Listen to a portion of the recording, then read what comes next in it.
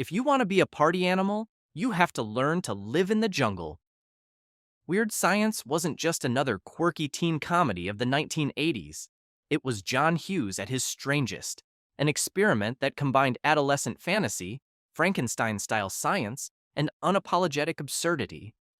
Behind the neon glow and computer-generated dream girl, there was chaos, technical nightmares with early CGI, cast conflicts that never made headlines, and scenes that had to be completely rewritten after studio executives panicked.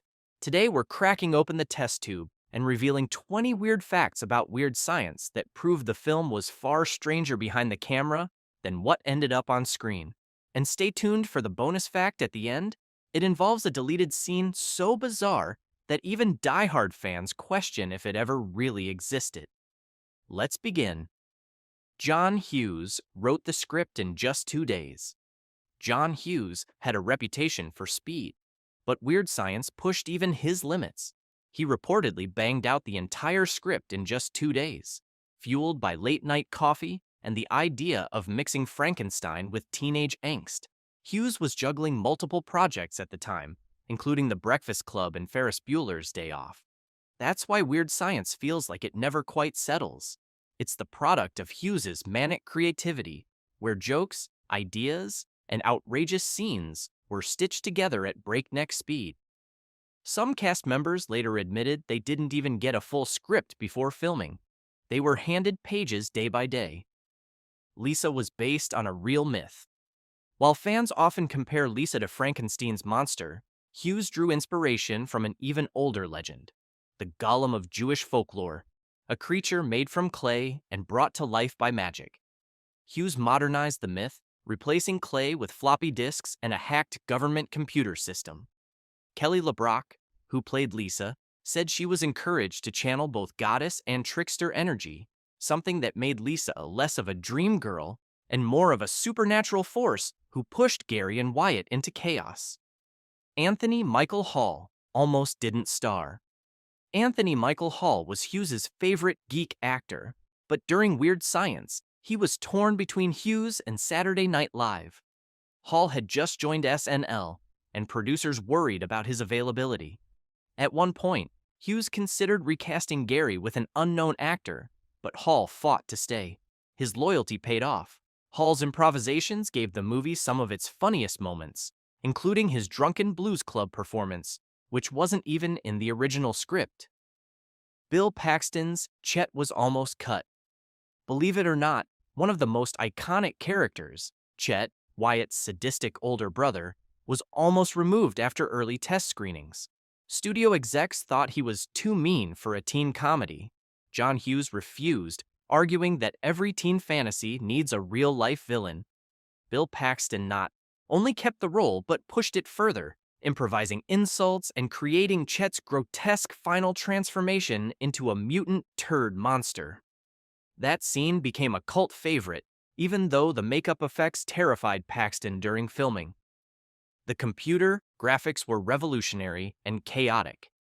In 1985, CGI was still in its infancy. The team behind Weird Science used a combination of practical effects, state-of-the-art Cray supercomputers, and hand-drawn animation to bring Lisa's creation to life. The problem?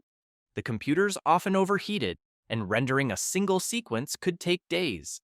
Crew members joked that the real science experiment wasn't Lisa, but whether the computers would survive production. Hughes reportedly had to simplify several effects shots because the technology simply couldn't keep up with his imagination. Kelly LeBrock nearly turned down the role. Kelly LeBrock, the model-turned-actress who brought Lisa to life, wasn't interested in the part at first. She thought the script seemed too silly and worried it would damage her credibility after appearing in The Woman in Red. But Hughes convinced her by saying Lisa wasn't just eye candy, she was the driving force who pushed the boys to grow up.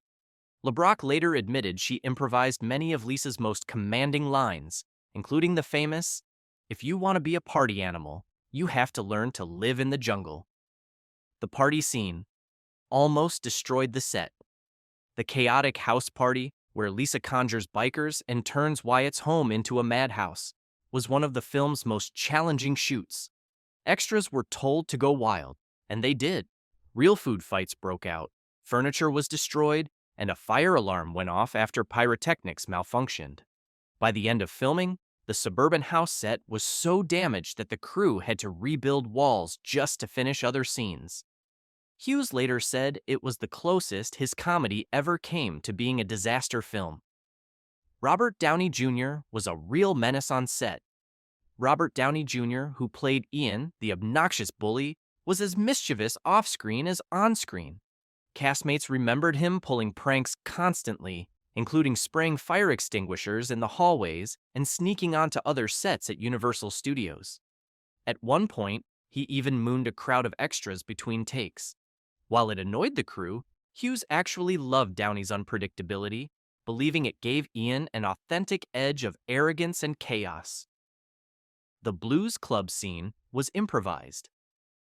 One of the most unforgettable sequences is when Gary, Anthony Michael Hall, drunkenly rambles in a blues club, speaking in exaggerated cool slang. Surprisingly, the entire routine was improvised. Hall later revealed he had no script for that moment. Hughes just told him, "You're drunk. You're trying to act like you belong. Just go." The reactions of the musicians and extras were genuine. They had no idea what Hall would say. The unscripted chaos gave the scene its iconic authenticity. A government shutdown joke was cut. Then came true. In the original draft, Hughes included a joke about Wyatt and Gary hacking into a government system, which triggered a fictional Pentagon shutdown. Studio executives cut the gag, thinking it was too unrealistic and potentially alarming. Ironically, just weeks after filming, a real-life teenage hacker in Milwaukee made headlines for breaking into government systems, almost mirroring the deleted scene. Hughes reportedly smirked and said, "Told you so." And before we move on, go ahead and like and subscribe because we've still got 10 more secrets coming, including an alternate ending, on-set tensions, and a bizarre deleted scene you won't believe. The Frankenstein parallels were intentionally subtle. John Hughes didn't want Weird Science to feel like a direct spoof of Frankenstein, but he planted subtle nods throughout the film. Wyatt and Gary's computer is decorated with lightning bolts, echoing the famous storm that brings the monster to life. The bubbling cauldron of strange liquids during Lisa's creation mirrors James Whale's 1931 laboratory scene. Even Lisa's entrance with fog and glowing light mimics the birth of Frankenstein's creature. But here's the twist. Hughes reversed the moral. Instead of the creation turning on its makers, Lisa became the guiding force who fixed their lives. It's a sly genre inversion that critics often overlooked, but gives the film unexpected literary depth beneath all the teenage mayhem. Chet's transformation took hours of painful makeup.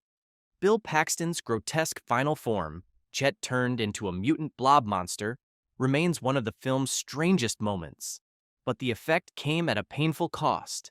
Paxton spent nearly 7 hours in the makeup chair, covered in latex, foam, and slime that restricted his movement. He couldn't eat solid food in the suit and relied on straws to sip milkshakes between takes. The stench of the chemicals was so bad that Paxton reportedly gagged more than once. Yet he loved the payoff, calling it the greatest prank Hughes ever pulled on me. Ironically, that bizarre effect, which some critics mocked as childish, later became a cult favorite and inspired designs in video games and comic books. The mall scene contained a hidden cameo.